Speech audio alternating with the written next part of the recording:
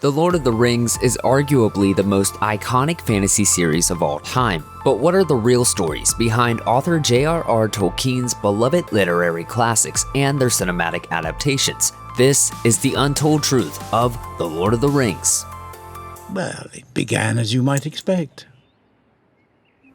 In a hole in the ground, there lived a hobbit. As Tolkien explains in his foreword to The Fellowship of the Ring, the tale of The Lord of the Rings grew in the telling, with the author discovering more of it as he went along. This was largely due to the fact that the story had found its beginnings as a sequel to Tolkien's previously published children's book, The Hobbit. The thing is, The Hobbit was initially supposed to be a one-off thing. In a letter to his publisher, Tolkien discussed how he was struggling with the sequel to his beloved work, which had only been connected to his other Middle-earth writings by virtue of an occasional name drop or the odd character crossover appearance, such as Elrond, the son of Arendelle, the Mariner. However, the success of The Hobbit led to such demand for more that eventually a sequel became inevitable. Even as the new book slowly took shape, though, it continued to be seen as another Hobbit book rather than its own story.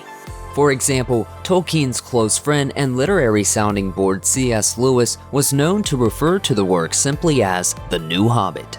Once Tolkien settled on making Bilbo's ring the connecting point from one book to the other, however, The New Hobbit grew into a massive story, one that could easily stand on its own. It didn't take long before The Fellowship of the Ring alone dwarfed The Hobbit in size. It turns out, though, that lengthening his story was actually one of Tolkien's main goals in writing it. The author points out in the foreword that the prime motive was the desire of a tale teller to try his hand at a really long story that would hold the attention of the readers. Tolkien also notes that while many readers might find his work to be overly long or boring, his opinion is that the most critical defect of the whole story is the simple fact that it's too short. Tolkien didn't always feel that way about The Lord of the Rings, though. In a letter to his editor in December 1939, he wrote that he feared that the story was growing too large. This wasn't a fleeting feeling either. In a letter to his son 5 years later, he reiterated, "I'm afraid I have made a great mistake in making my sequel too long and complicated." Fortunately for his readers, Tolkien didn't let his initial desire for brevity diminish the growing scope and scale of the story. Tolkien's writings went through a number of huge revisions over the course of his life. While this is especially true for many of the stories that ended up in the Silmarillion, it also affected The Lord of the Rings. One of the particularly egregious examples lies with the short-lived character of Bilbo Baggins. Hobbits. According to author David R. Collins, when Tolkien first began to write what eventually became The Fellowship of the Ring, he created the character of Bilbo's son Bingo to carry on the story. However, this wasn't much to his liking, so he changed the character to Bingo Bolger Baggins, the nephew of the hero of The Hobbit. The thought was initially that Bingo would find a ring as his father or uncle had beforehand. As the story grew and became more serious, however, Tolkien eventually decided to change Bingo's name to the familiar Frodo that we all know and love.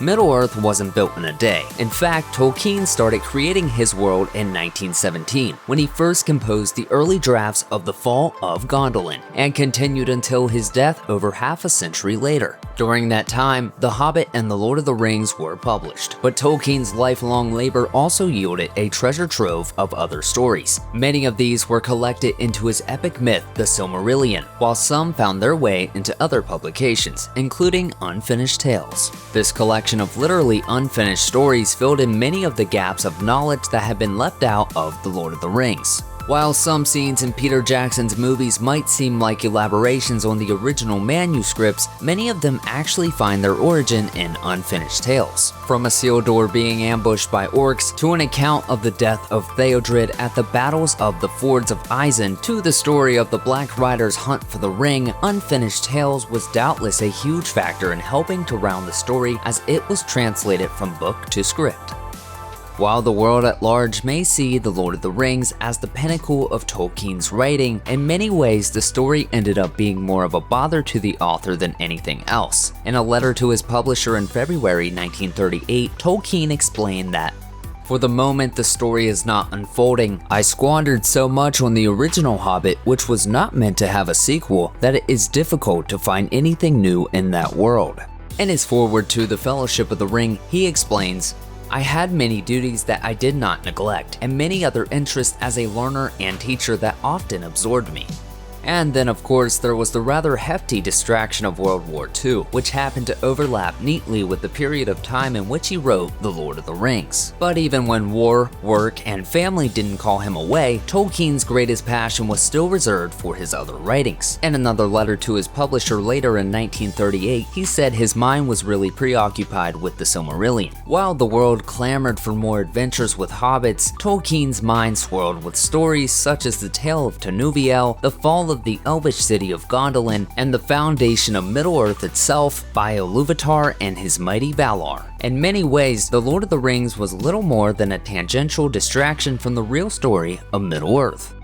From countless acting accolades to his epic military career to his passion for heavy metal music, Christopher Lee was a truly extraordinary man, and he was also head over heels about all things Middle-earth. Lee read Tolkien's books every year and was so passionate about the story that when he heard Peter Jackson was putting together a film adaptation, he wanted in as soon as possible. Incidentally, Lee's greatest desire wasn't to play Sauron the White, but rather Gandalf the Grey. While he didn't get to fulfill that particular dream, his presence as a seasoned Tolkien expert was invaluable for the film's cast and crew. While some actors came into the project still playing catch-up with the source material, Lee's annual return to Middle-earth ensured that he knew exactly where the story was going at all times. He also had the distinguished honor of being the only person on the entire set that actually had met Tolkien in person. Decades earlier, Lee had run into the author while visiting the Eagle and Child, one of Tolkien's favorite watering holes.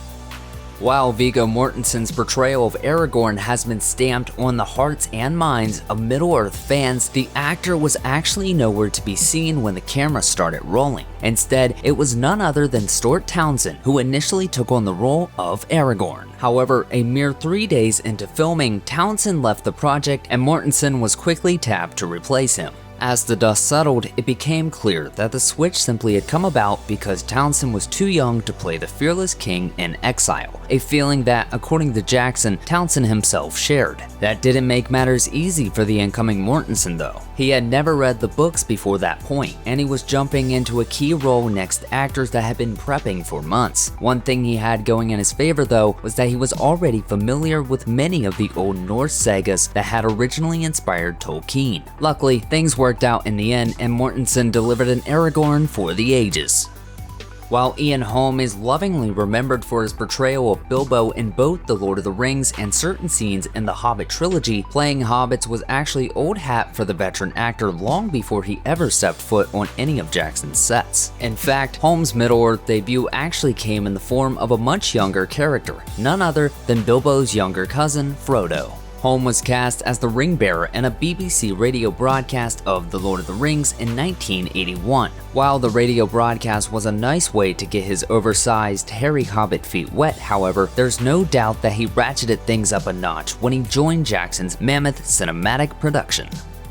Most people are familiar with Peter Jackson's iconic Lord of the Rings trilogy, but more savvy fans will know that they aren't the first film adaptation of Tolkien's saga. In 1978, animator Ralph Bakshi directed a Lord of the Rings film that brought the Fellowship of the Ring and part of the Two Towers to life on the big screen. While the film did quite well with audiences, bringing in tens of millions of dollars, in the grand scheme of things, it didn't capture the saga quite as thrillingly as the Jackson films that followed 2 decades later. Bakshi himself, however, disagrees. In a 2002 interview, he scoffed at the idea of watching Jackson's adaptation, wondering who needs the aggravation.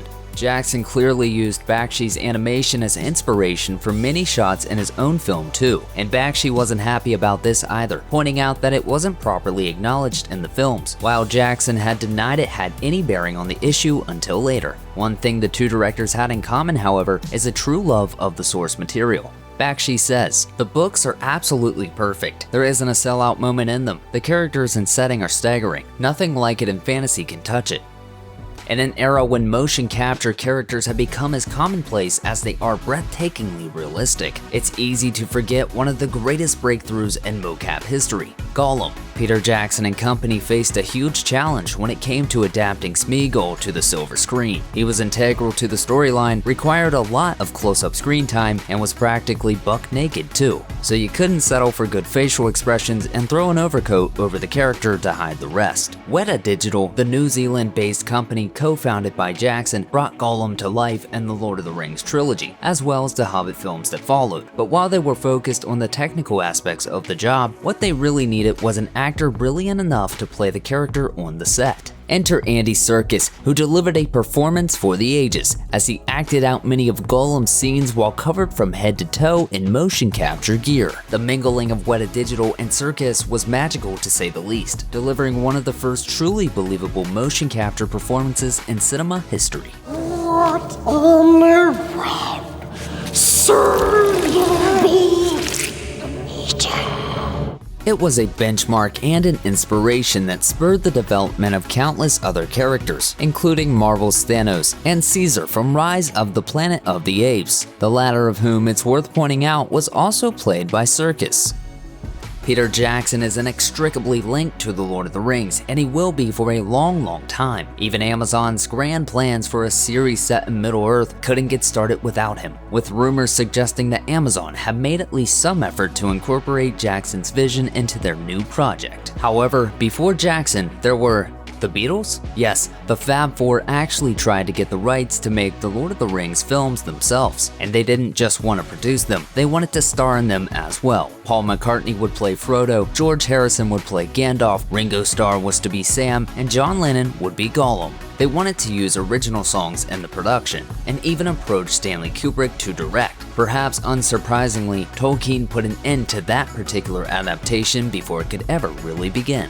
Check out one of our newest videos right here. Plus, even more Looper videos about your favorite movies are coming soon. Subscribe to our YouTube channel and hit the bell so you don't miss a single one.